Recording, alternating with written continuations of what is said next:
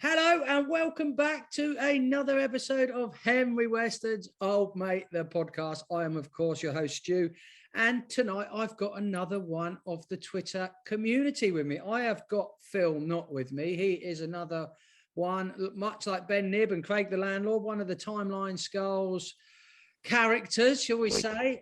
Before we get over to meet Phil and learn a bit more about him, if you are watching us on YouTube, of course, just like this video and subscribe to the channel. If you're listening to us on a podcast provider such as Apple, Spotify, Google Music, Amazon Music, all of them, just follow the show, share us about. If you can leave us a 5-star review and write a written review, that'd be great. We have a Buy Me a Coffee page set up if you want to make a small donation, but of course you don't have to.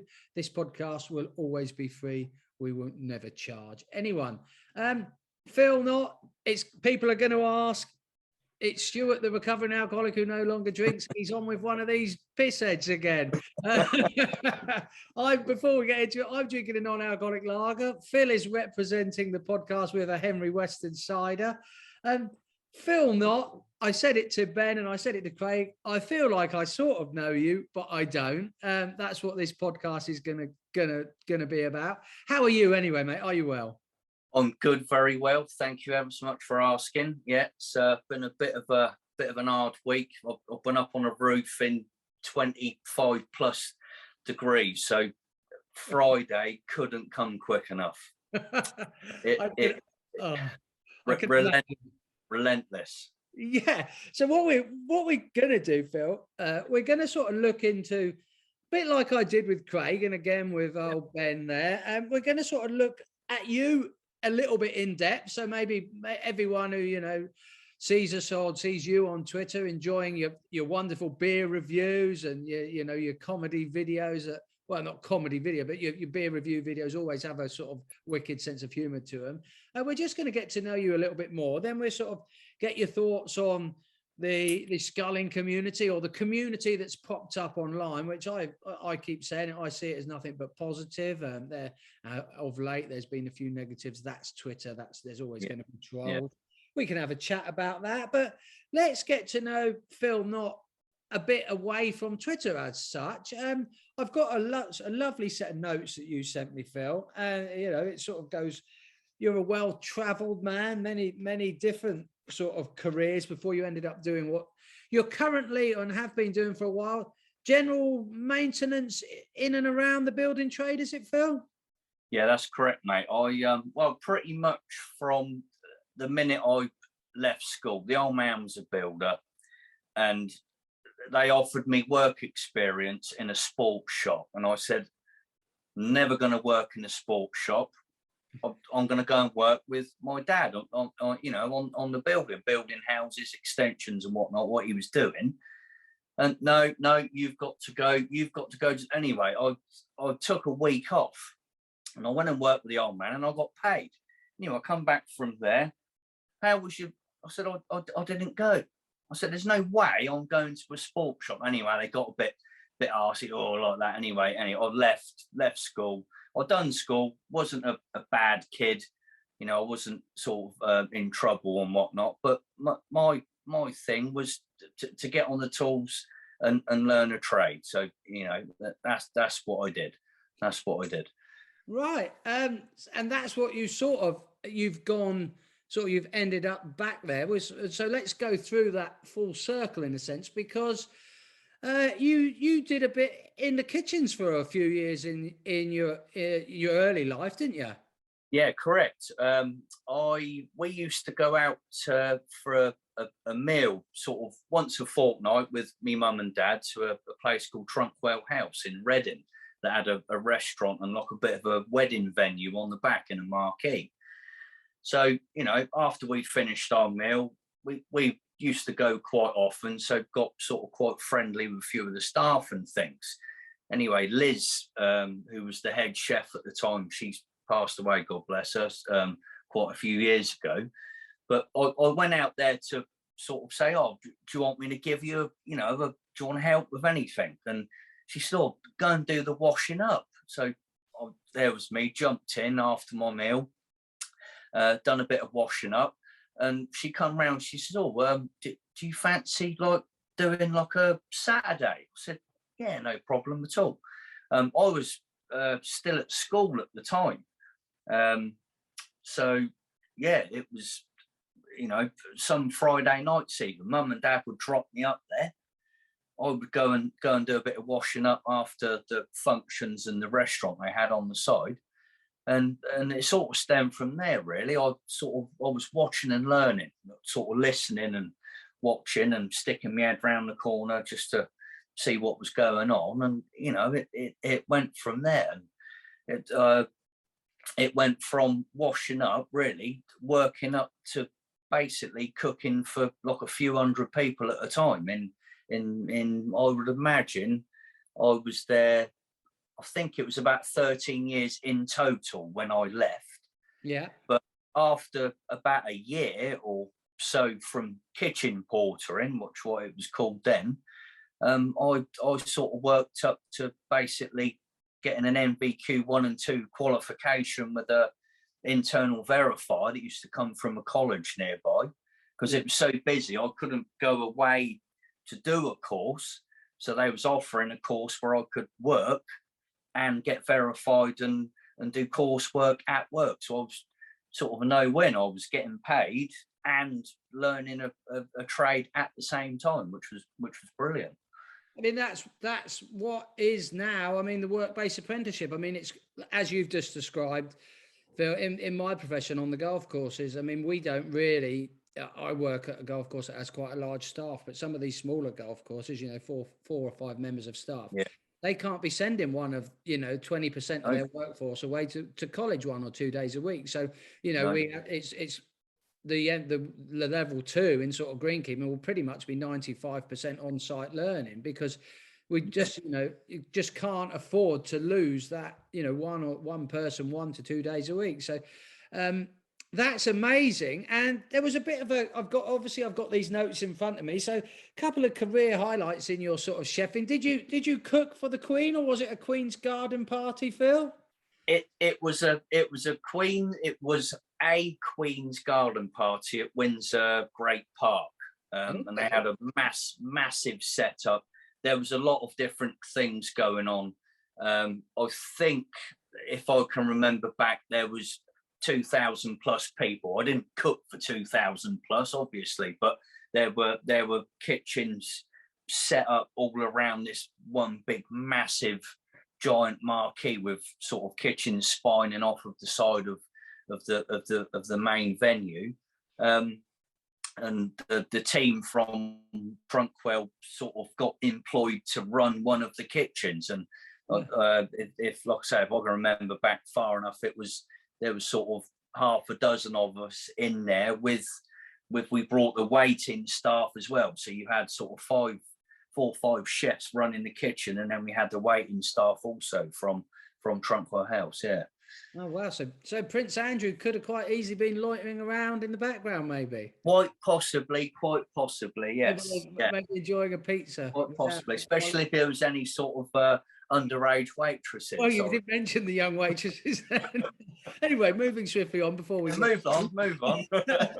Okay, you know, it's wonderful to sort of hear that. I mean, I as a youngster, probably only for 2 years, at least at the age 16 to 18, I started washing up in a local pub, and quite enjoyed that, really. Just Fridays, Saturdays, ended up doing Sundays, because the place I worked at ran a big sort of carvery on a Sunday. It was never something that I pursued as a career, but I look back on those sort of 2 years, weekends. It was quite a fun time, actually. I had a mad French chef who couldn't pronounce Stuart very well, so he used to call me T-Wart. He used to sort of take the S off the front, and he was quite fond of kicking dustbins and throwing rounds of cheese at people. But apart from that, it was actually quite fun. And when I went back to university, I worked in the kitchen as well at Walsall Football Ground, actually. And that really was it's quite fun work if you've got the right team, isn't it? Yeah, it is. I mean, the sort of the best days of my career in the catering chefing side was, I think I put in my notes, the Trunkwell House owned a pub, like a bit of a sister place to what they were running down it was 100 yards. You walk down the bridle path from the main house down to the corner in Beach Hill where the Elm Tree pub was. Yeah. for, I would say, 4 years was just absolutely the most wildest time I've had. You know, I worked with a team who like to drink, obviously. It's probably where it stemmed from. I mean, we would go out after the lunch service at around sort of 2:30, 3, jump on the train at the local train station, go straight into Reading, straight in the Revolution vodka bar, and they used to do a rack of vodka shots. I don't know how many was in there, probably can't remember. And it would be pints and them, and then go back for service at 5 o'clock, ready for the evening shift. And there'd be a can in each of our stations in the fridge. So you would be cooking, and you'd have there was no harm done. There was never any complaints. No one died through food poisoning, and it was such a lot. I even think about it now, and I can sit there and chuckle about things that happened. You know, most of it I can't tell you on camera, but no, well, when I referred to when I went back to university when I was 28 actually, and went to Wolverhampton University, but actually lived in Walsall, and Walsall had a vodka revolutions. So I remember the sort of the holders where you'd get the 12, 6, I think 2 lots of 6, wasn't it? 12 shots for. On a student night, you could probably get 12 shots of vodka for about £1.50. Many a fun night has been had in vodka revolutions. Now, the next bit of your sort of career, now, to describe it will sound like it's not much to talk about, because if I said you spent the next few years of your career delivering Portaloos, someone's going to say, what are these two idiots going to talk about Portaloos? But then if you go on to suggest that you were delivering Portaloos to the biggest festivals nationwide, you know, you've listed Leeds, Reading, you know, Isle of Wight, Nebworth, you know, the Gallaghers have recently been back to Nebworth, haven't they? That must have been, I mean, I can imagine that it's well known that sort of catering industry is propped up by, you know, drink and drugs, really. If you read all the, you know, Gordon Ramsay once, he tested all of his venues, and 99% of the venues had cocaine on the work surfaces or something bizarre. But let's get back to the booze. So you've spent a few years delivering Portaloos, but you've been delivering these loos to the festival. So that, I mean, out of the frying pan, without not meaning to make a pun, but out of the frying pan into the fire, surely there, mate. So I was on completely the other end of the spectrum. I was hygienically clean in the kitchen with everything being washed within an inch of its life, to basically sucking shit out of Portaloos. And it was such an experience. I'm so glad I done it. The money, I've never had so much money ever doing what I was doing. This was going back, I think it was, I would say I'd give that up about 12, 13 years ago. And it started off with a bit of delivery driving. So we were doing runs from Wokingham in Reading. We were running sort of 22 Portaloos on flatbed transits and long trailers down to Southampton, jump on the ferry over to the Isle of Wight. We were doing sort of 3 or 4 runs a day, 18, 19 hours a day, no sleep at all. You know, you had a slab of Red Bull and boxes of Pro Plus caffeine tablets next to you just to keep your eyes open.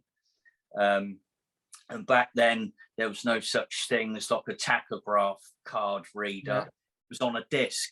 So the minute you've done your hours, you either ate the disc or you ripped up and threw it out the window, and then put another one in, and then you were covered legally. But yeah, it was everything was backstage at those festivals. We had backstage Reading, Leeds, because we were there as the maintenance for like the welfare units for the loos, stocking the loo rolls and just making sure everything was all right. Most of the time it never ever got stocked up and checked because everyone was so off their tits it didn't matter anyway. There was people peeing up the side of it and all sorts. So it was, yeah, I mean, we were, I probably, there wouldn't be any name dropping, but we were sitting out the back in the workers, I know at Reading, there was a place called the Workers Beer, which was sponsored by, back then, believe it or not, Carling, which I know not a lot of people like Carling, but there was other drinks available. But we'd get invited back to there and we'd be drinking till the sun came up ready for work the next day. And we lived on site in caravans, or we'd crash in the van, or we'd sleep somewhere. And that went on for, I think, a good sort of 5 or 6 years like that. And there was a couple of us running the shows. Yeah. I mean, we were putting in place sort of 1,200 Portaloos over a weekend with all the other, there was waste tanks and welfare units, like the big massive walk-in urinals, and it was a massive setup. I know I met a Scotsman last year, because we had the Open Championship down at Royal St George's last year, and I met a Scotsman, just so happened to sort of see him driving out on one of our access roads on the golf course, and he had four Portaloos on a little flatbed van, and he didn't really know where he was going, so I jumped in and helped him find where he needed to drop these things off. And I asked him, you know, he was Scottish, but I said, "Where have you come?" He said, "I've come down from Scotland, up Dundee, I think." I said, "That's a long way to travel for 4 Portaloos." And he said, he had a friend of a friend, and he had a contract for his 4 Portaloos, and he didn't tell me how much, but I said, "That is a long way to drive for 4 Portaloos." He said, "It's a long way to drive, but these 4 Portaloos pay for my holidays every year." Yeah, I wouldn't doubt that. Like I say, the volume that we had going in there, back then when I worked there sort of 12 years ago, you were looking at like a 400 grand weekend just for the waste to be shifted and applied. So it's probably even more than that now with the cost of material and transport, diesel and things. So and it's necessity, because if they're not in place, there is no festival, and that is all there is to it. Yeah, no. So you've lived the high life. You've been around following the festivals for 5 or 6 years. Yeah. It always comes to an end for all of us. I survived till I got to 36 before my daughter came along, got married at 35. It slowed down for you. You settled down eventually, Phil? Yeah, well, it was a single person's job. You couldn't have a missus, you couldn't have kids. If you had a wife and children, you wouldn't see them for hardly any time of the week. If you had half a day off, it would be something.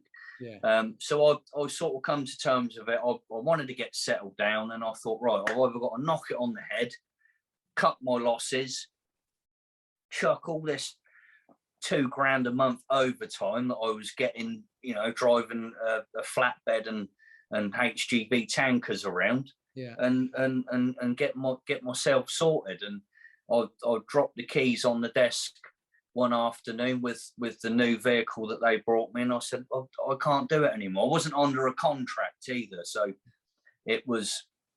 I had a few phone calls. "Oh, come back. You know, we'll give you this. We'll buy you this. We'll give you a pay rise." I said, "But you could have done that while I was there." Yeah. You'd have done it while I was there, possibly. But then I thought, you know, I've got to settle down at some point. I've done all the wild festivals, staying up for 20.5 hours a day and taking this and drinking myself into oblivion. I've got to knock it on the head, and that was when I did. I knocked that on the head, and around a week later, my girl now, my partner Trudy, we were messaging backwards and forwards, and we met up, and it's been nice and perfect ever since then. We've been together 14, I'll get this right, 14 years now, I believe. Yeah. So we got 3 kids, all fit and healthy. So best thing I ever done. Good man. And so you're self-employed now, are you, Phil? Yes, I am. Yeah, yeah. Yeah, just out on your own, doing whatever comes up, is it? Yeah, so I don't do weekends. I not saying I earn enough not to do it, but I don't feel the need to do it. I mean, the time with, the family and things are a bit more important. Although the money's nice, if you can go in on a Saturday and earn another 200 plus quid, then so be it. But I'm not interested. I do enough Monday to Friday, and yeah, if I'm on a big job at the moment, but I am self-employed. I would never go back being employed by Yeah. somebody. No, Yeah, right. yeah. But that's Phil Knott that we might not have known before this chat, really.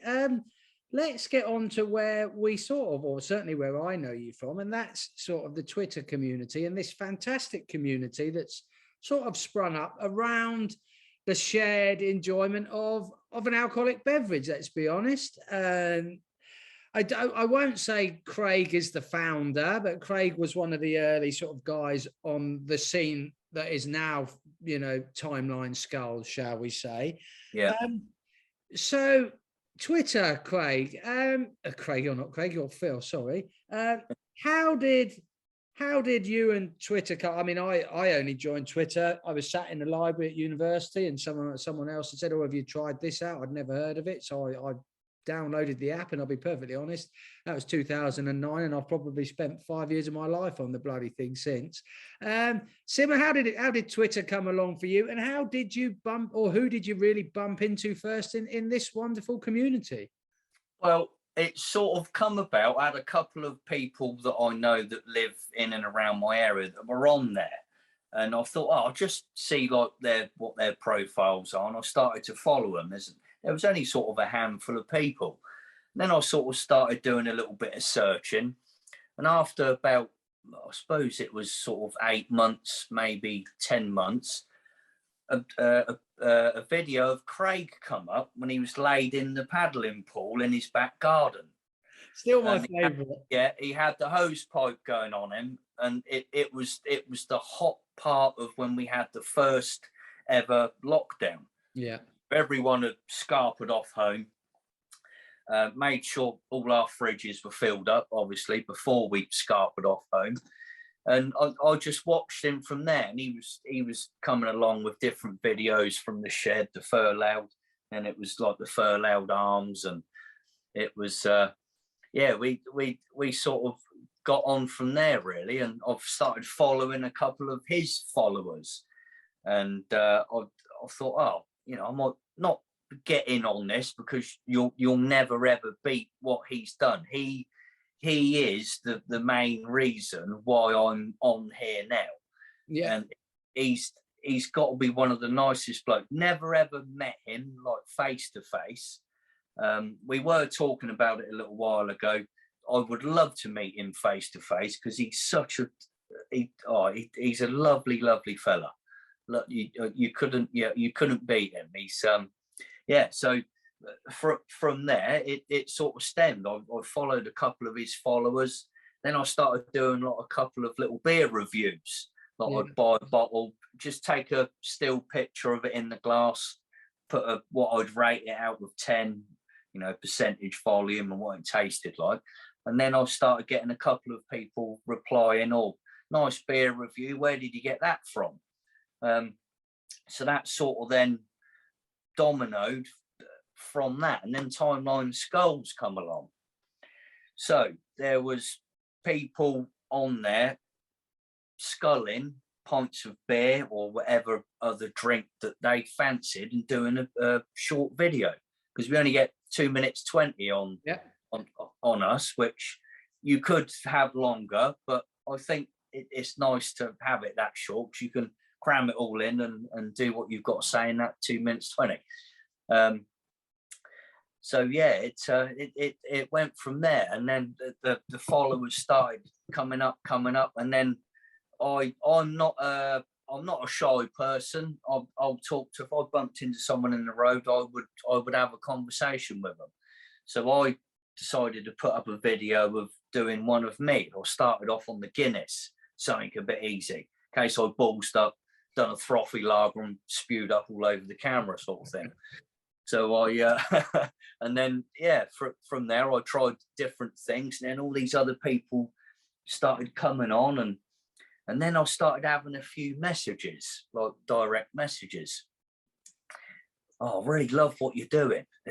We're not, we're a little bit, not shy, but that's not my thing, doing videos. We love your reviews. And we love watching you do what you do. Everyone on timeline is absolutely fantastic. And then these people that messaged me started putting up their own videos. So they were coming out of their shell then, which is, if you ask me, is absolutely fantastic. You know, there's people on there, even if they didn't say anything, they would come on, go like that, neck a beer, click the off button, but they've made an appearance. And, you know, then you'd get a comment saying, oh, do you know what? Being on this timeline Skulls has really turned me around. I wouldn't even have had a photo taken of me, let alone me come up and do a video of myself. So it's wonderful what it's come from and how it's brought everybody on there together. And we have a few funny tweets backwards and forwards, a few funny videos. Will come on in fancy dress, or someone will do a concoction of a drink. You think, oh, it's all curdling in the glass. And you think, oh, and they'll do it. But it's all entertainment, and it's brilliant. It's brilliant. You mentioned fancy dress, and I don't know. I think your, what do they call it in the business trade? Your is it your USP? Your unique selling point, Phil. I think your kudos went up the day you turned up on your video with that T-shirt. I remember with Craig's face all over the front. I remember the likes and the comments on that video and that picture. Yeah. I think that probably catapulted you sort of up the league table quite a bit. Yeah, you've said you're not a shy person. I certainly sort of, everyone I talk, like with Nibby and with Craig the landlord and everyone else, all the videos, we all sort of share a similar sense of humor, I think, and your one had come across in the videos. But when that picture, or when you came out with that T-shirt on, and the reaction, you know, it could have, if Twitter was a smaller app, I think you could have quite easily have broken Twitter with that, because the reception was absolutely brilliant. And you've obviously rolled out a few since, and a few people have asked you to roll them out for them. Yeah. Did you expect? I mean, you must have thought, I've done a few things online and thought, you know, this will get a laugh, and thankfully it has. Were you expecting quite the reception that T-shirt got? Well, I'm not on any other platform other than this. I've got a little one on Instagram, which I was just putting pictures of because you can put up to like 10 pictures at a time on progress of my works. Right. Kitchens and doing some other bits. But I don't do anything for likes. I don't do anything for anything in return. If I want to give somebody something, I don't expect anything in return. So the message is then, how much for the T-shirt? Where'd you get it from? So I used an online company, and a couple of people asked me, how much is it? So I've got to be honest, a couple of people, me being generous, I did say, that's on me. That's on me. I've done a couple just to, you know, like I say, I don't do it for likes. I'm not like that. But everyone that I did give one to, first thing they said was, how much is it? And I mean, these T-shirts was coming out like $12.95 with the postage. So whoever wanted one, they PayPal'd me the money over. I ordered it from the T-shirt company and had it directly sent to their address. And I never ever thought that it would stem from. And then I thought, how about I try a couple of different ones? So I would come on week later, fortnight later with a different one. on. And they'd be like, "Oh, where'd you get that from? Where'd you get that from? Get me one, get me one." And so, you know, I probably in total, I would have said between 20 and 25 T-shirts of various styles are out there. I didn't. No money was to be made because I didn't want it to, you know, turn into that, because I'm not like that anyway. It was just to have the reaction of when it got delivered, because the first thing got unwrapped, put on, and they done a video sculling a pint with the T-shirt I just had delivered to them. So it was brilliant. Yeah. Maybe that careers advisor who said you should have gone and worked in a sports shop might be thinking, "I told you so, Phil." Yeah, there you go. I might have had it in me to work in like a sports direct or something. I might have ended up giving everything away, would have been the trouble. I mean, you have been referred to as the Father Christmas of Twitter. I mean, Bear often sort of refers to you as that, or has referred to you sort of that in the past. Bear being Craig's brother, obviously. I think it's wonderful. You know, Jambo up in Scotland. I see you guys seem to be sending packages of nice sort of beer parcels to each other, and it's wonderful to see. And like you say, you don't give it, as we were all taught at Christmas, you don't give in order to receive, do you? No, not at all. It's lovely. It must be really nice when something turns up at your door and you know it has been sent with nothing but sort of heartfelt goodness, just to put a smile on someone's face. And for those people, we're not going to really get into the trolls and all that today, but what this community, and I'm sure there are plenty of other communities that have sprung up on Twitter. You know, this isn't a unique. This community is unique, but there are other unique communities, I'm sure, doing similar things. But it really is wonderful, Phil. So, what is your, you know, without getting too deep, what has it meant to you, this community that's sprung up and you have become quite a big part of? Well, the thing that's meant more to me than anything is how people are interacting with each other. Now, I would say you probably couldn't count, because new followers are joining, new followers are leaving comments all the time. But, you know, there's got to be over 100, I would say, close knit in the timeline that are all constantly corresponding and replying and sending messages to each other, which, you know, it's absolutely fantastic. And there's not a bad button in anybody. A couple of weeks ago, we had a little bit of a bad egg turn up, and that was it. About 50 people jumped on it. Don't come in here if you don't like it. Unfollow, block. Just don't come in it. And with that, disappeared. And touch wood, we don't get them often. I'm not saying we, because it's not like they're pretty much like a family. Yeah. You know, we all get on and have a laugh, and you can take the piss and whatnot, and you'll have a bit of banter backwards and forwards. But, you know, that's what it's all about. It's no different than going to a pub, I suppose, if there's a group of you stood around having a bit of a chat and cracking a joke. So it's almost like I suppose, a virtual gathering, but you're all miles apart, which is even more special. Yeah. I mean, those virtual gatherings, we haven't probably got time to discuss the spaces. Really, I mean, I've dipped into a space, but sadly being sober, I sort of dipped into a space about 10:30 one night and just thought, no, as funny and as amusing as it is, I'm just on a slightly different wavelength at the minute. But it's wonderful to see things like that have popped up. You know, and we're going to mention a few names at the end of this chat, you know, a few shout outs. And as you know, these little pieces that I'm putting together, we don't know how long they'll last, but I have been in, you know, we're going to try and put a couple together next week. We're going to have a chat with Chris and Claire down there in the Midlands, or up there in the Midlands from where I am.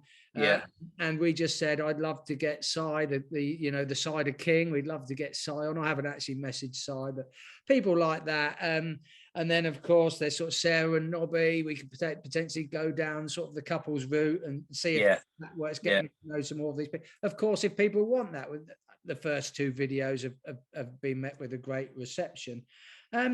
you guys, you're Twitter famous, some of you guys, but I'm going to sort of move on to a few questions I've put together, and I have got a couple of questions from the community that I want to sort of finish the chat off with, Phil. But I sent you a couple of questions. One I'm going to hold back because it was asked by someone else, and that would be, what would be your last, if you could only have one more alcoholic drink, what would that be? But I'm going to save that. I did ask you if you could sit down and have a drink with some celebrity scullers. You know, over the years, many a celebrity has liked to drink. You know, if we go down the footballing route, you had the people like George Best, sadly drunk himself to death in the end. But, you know, everyone, there's many celebrities out there who've liked to drink. If you could have a drink with, let's say, 2 or 3 celebrities, Phil, not necessarily huge drinkers, but who would you sit down at the table with and crack a can open with? Probably the first, I think in my notes I put about 4. So I would have Mark Knopfler from Dire Straits, yeah, and Freddie Mercury from Queen, because all the time of me growing up, my mum and dad had it playing in the car and at home. So there's a lot of sort of Dire Straits and Queen tracks that I pretty much know off by heart. I might not get them to point, but yeah, through growing up with that in my childhood, probably be them 2, and then sort of away from the music would be, it's got to be David Jason Del Boy from Only Fools and Horses, because I just think he's an absolute diamond. And then you've got David Attenborough, which I just think every time I hear him or see him on any of the old wildlife stuff, I just think he's remarkable, and he sins so much. You could want to sit down and have a chat with anybody, it would be David Attenborough. Because what would David Attenborough order at the bar, do you think? I would say, I think if I read something about him, he likes a drop of red wine, I believe. Right. Oh, it could be an expensive drink then. Yeah. So, you know, even if it was 200 quid a glass, I'd buy him one just to have a chat with him. Definitely. I mean, I'm sure, you know, but Freddie Mercury, I'm sure he was a good night out, wasn't he? That sort of. I imagine, yeah. Yeah, and David Jason, sort of another national treasure, really. Yeah. Let's get to your last drink. If you could, not necessarily if it was your last drink ever, let's not be pessimistic like that, but if you could only have one drink, say you're only allowed to have one beverage for the rest of your sort of drinking days. Now, I asked you this, but Bear also sent in this exact same question. So we'll give Bear a shout out there. He's got a couple of other questions I'm going to ask you as well. But what would that drink be, Phil? My ideal last drink would probably be a proper pint of Guinness from Dublin in like an old Irish pub of some sort. That would be my idea of heaven, because I've been to Ireland a couple of times, and no matter how much you have Guinness here, it is nothing like over there, and that's the truth. It doesn't like to travel. They say it doesn't like to travel, and it's true.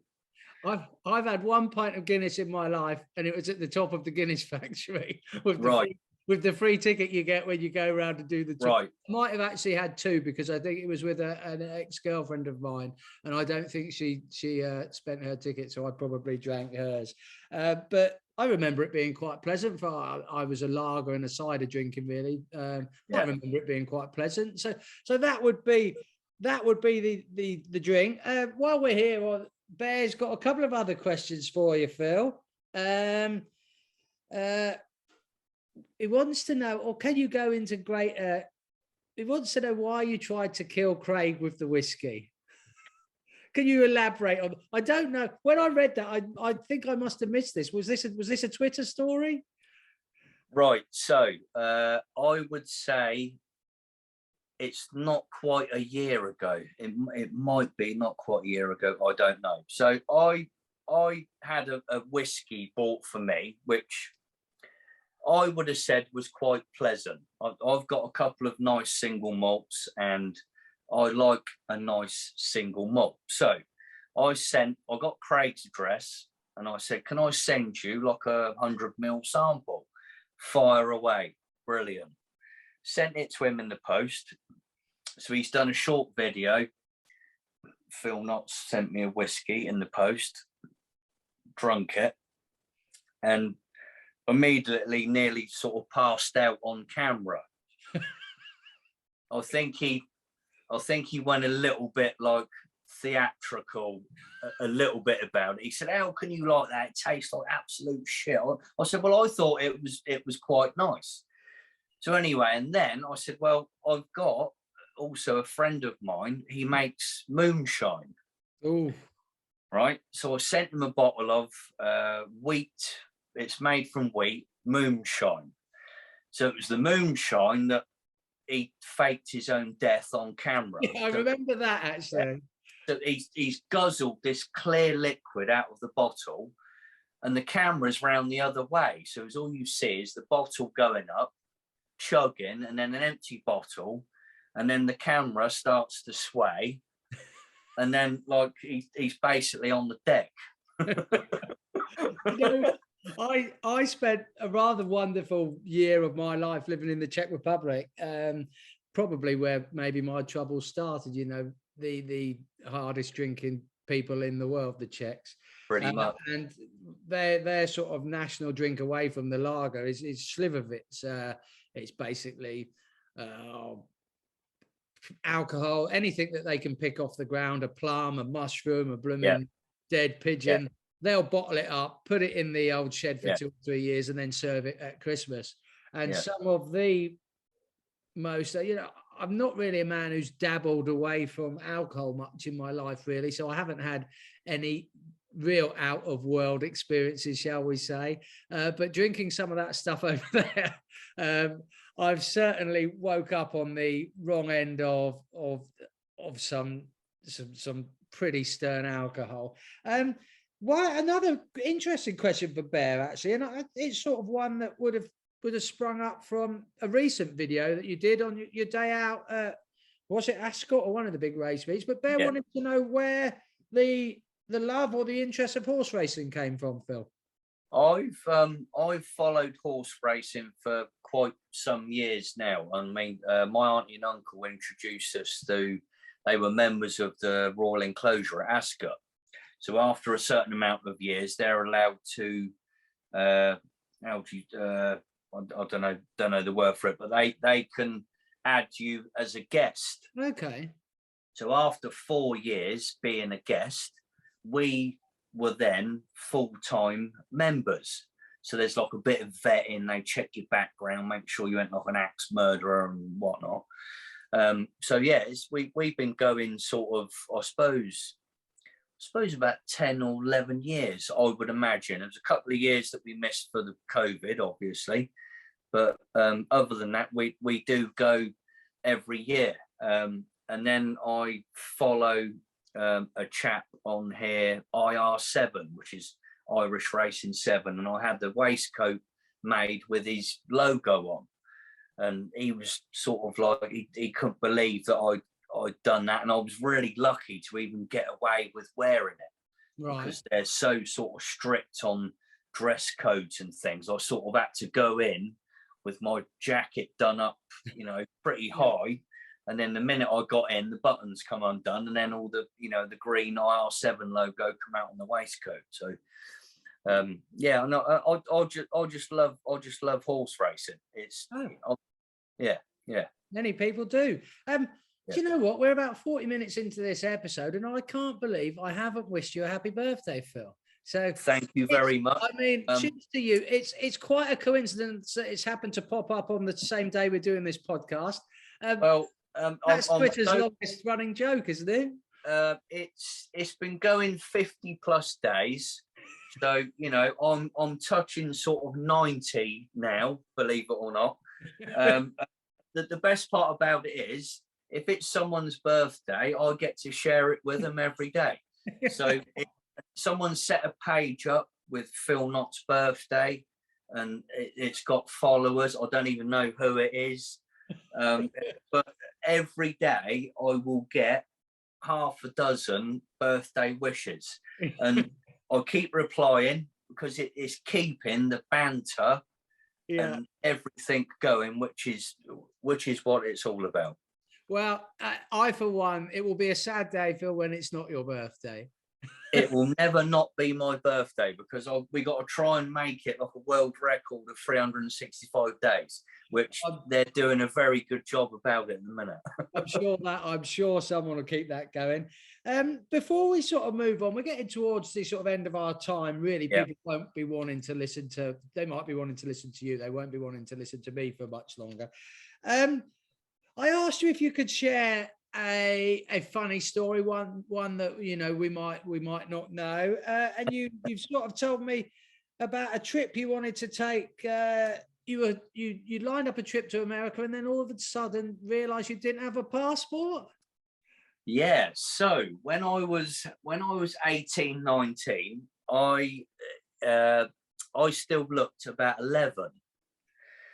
So everywhere I went, if I went out with my mates into Reading on a Friday or Saturday, passport would have to be the number one thing to take. I was everywhere was ID here, ID there. He don't look old enough, he ain't coming in.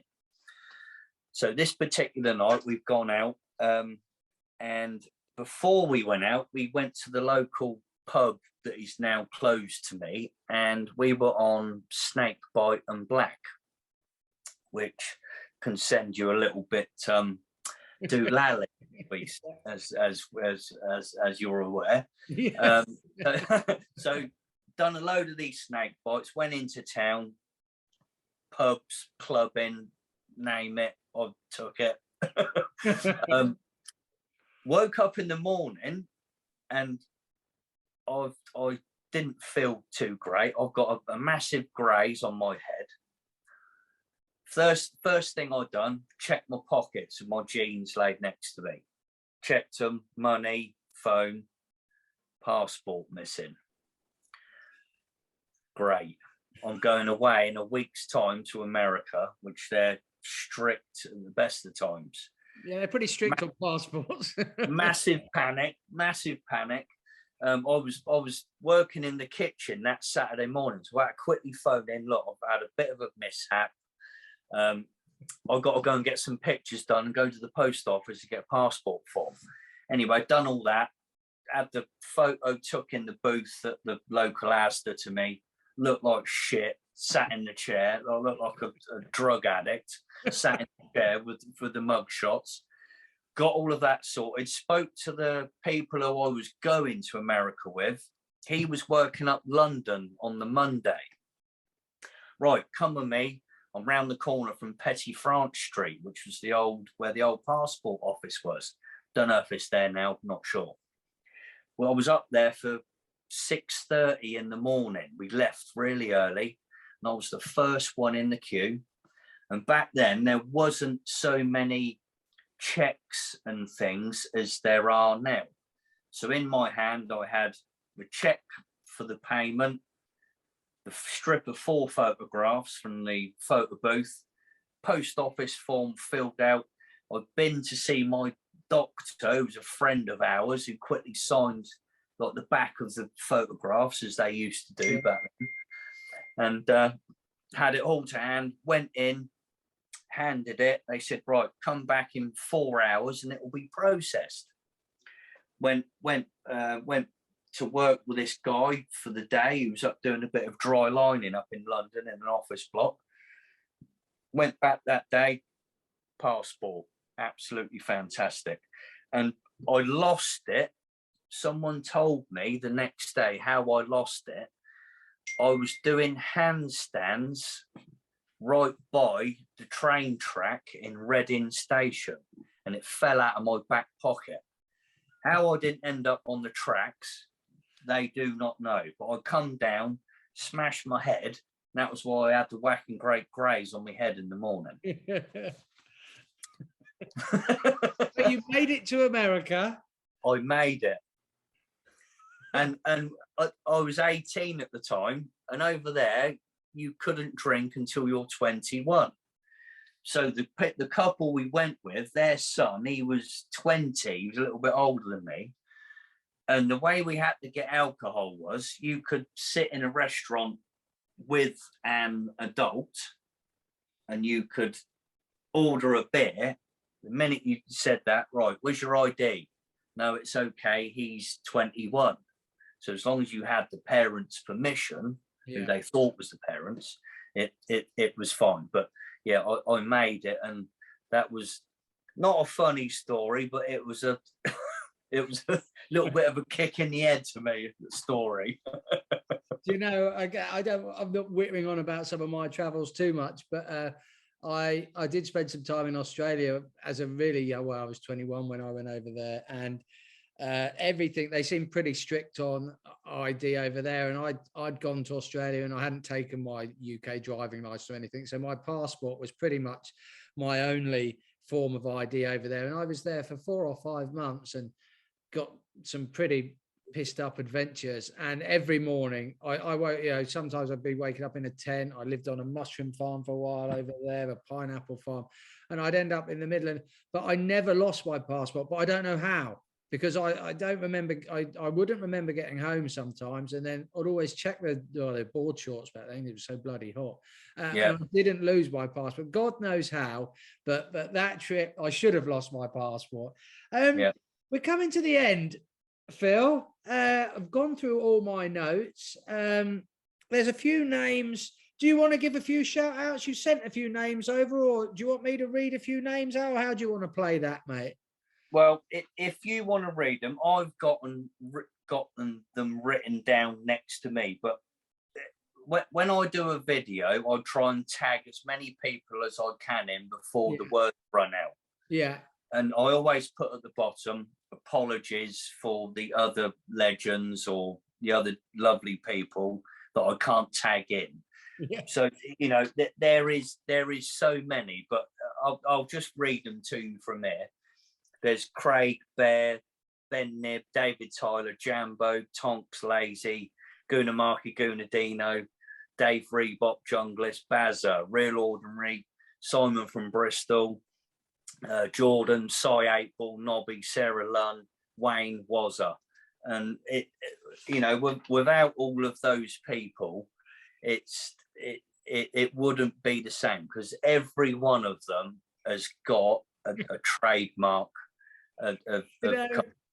I've sorry to interrupt there, mate, but I have two people who've been catching my attention. Well, I follow them all the names you mentioned are very sort of familiar to me. I love Dave Reebok and his football shirts and his paddling pool in the garden, and he's always had a bad day at work. Yeah. Mr. Mead, Jordan, you have been cracking me up recently. He reminds me a little bit of myself, in a sense that I was one of these.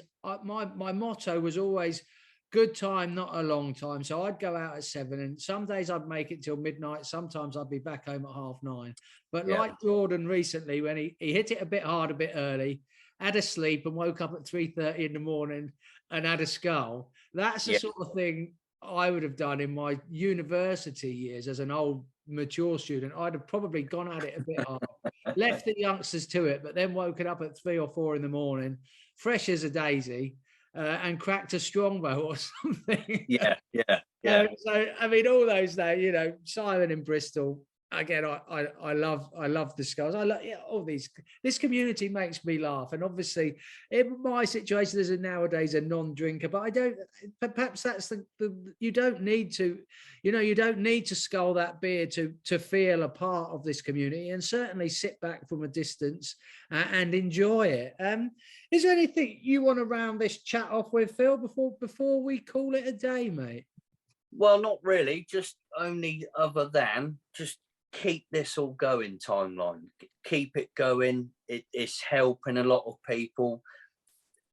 I'm not going to go in. I'd never name any names, but there's a few people on here with a couple of problems, a few little problems here and there, and this is their sort of getaway place. And when they come on, they change completely, and you can see they're good and happy about themselves. And if we can keep doing that and making a difference and an impact, even with like real ordinary. So last night he's done the 5 litres of lilies. That would have been me as well in years gone by. This guy is like spewing up all over his kitchen for entertainment for us, and which is, if that's what he wants to do, he loves it. We all love watching it. So he's just going to carry on doing it. And like I say, that's what it is all about, having a good time. Everyone gets on. If you need to chat, everyone will always say a DM is open if you want to speak to someone.